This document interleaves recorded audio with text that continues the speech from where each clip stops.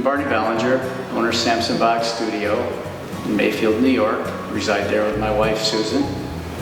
Susan and I have been in this endeavor for 35 years of art and furniture design, and it's actually my 50th year of art and design, making a living as a self-employed artist. Well, I was at the Adirondack Museum last year, and Mark Salisbury had approached me with this thought. And to be honest with you, I don't think that I thought too much of it. Another show, what would make it special? You know, how would I be interested? And with further conversation, Mark had discussed the fact of having it a more intimate show with a select group of artisans. That I liked. So thus the talk went further, and here we are today with that show now being. Well, and you know, I looked it up in the dictionary, and you know, rustic furniture is an unpolished, sturdy, simple piece of necessity for your camp, your cabin, or for the home, country home. I think Ralph Kylo said it best. When we were talking about rustic furniture, he said, you know, the first rustic was when a caveman pulled a log up alongside the fire and sat on it. So think about that. Based on when we started in 1993, 94, a lot of our clients really enjoyed, first of all, getting away to their camps and their cabins, perhaps great camps, where in a busy world they could feel comfortable with the elements that really reminded them of the forest that they live in, bringing the outdoors inside.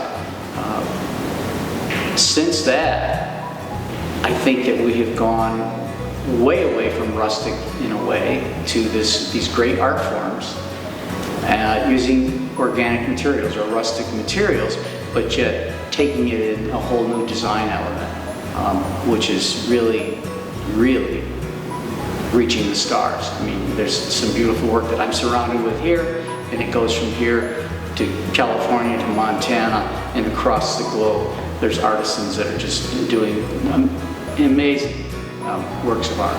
I think that was apparent starting almost 8 or 9 years ago, when you started getting different artisans into the field that were maybe already exposed to the modern design, and it started to be shown in maybe a few magazines, a few books, and then all of a sudden the take started to swing toward a more clean line, contemporary feel and appeal. But again, that's good too, because it opens up a new field of design in art forms, whether it be lighting or furniture or you know, even paintings and painting styles. You have old school painting styles, and you have Michael Ringer's more abstract piece here, which is great to see all of the different aspects of art. As they say, the bar gets set a little bit higher continuously. And I think that, you know, with the paintings and with the glass and with the wood and then the fine craftsmanship and woodwork, we're reaching new elevations all the time in rustic.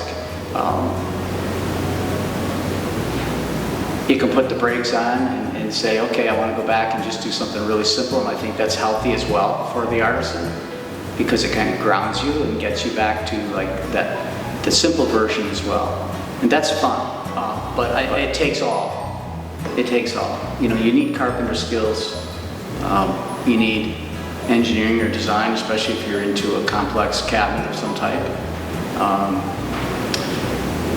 And as far as the artist goes, interpretation is up to the viewer, and says I like it or I don't like it.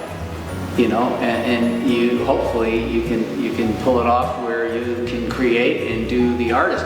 There are a lot of great technicians out there that can do the technical work of twigging or mosaic or perhaps whatever, but it still has to have good design. If you don't have good design, then your piece is going off the shelf. I did have an eye at one time, and we built this beautiful valance of all organic roots. It was lodgepole pine because I've worked in Montana and Wyoming for a number of years. Gathered a lot of materials from the Wind River Indians.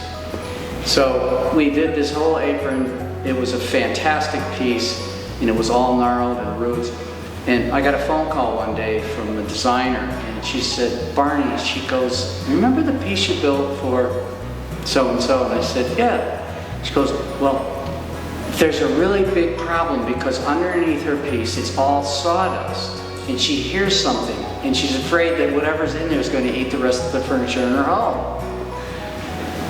I said, okay, I know what's going on. So my wife and I went up. We disassembled all the roots, labeled it, put it in her oven, and we cooked all the roots and put it back together. God, I hope she doesn't see this video. So, anyways, a learning curve. What do you do, right? Yeah.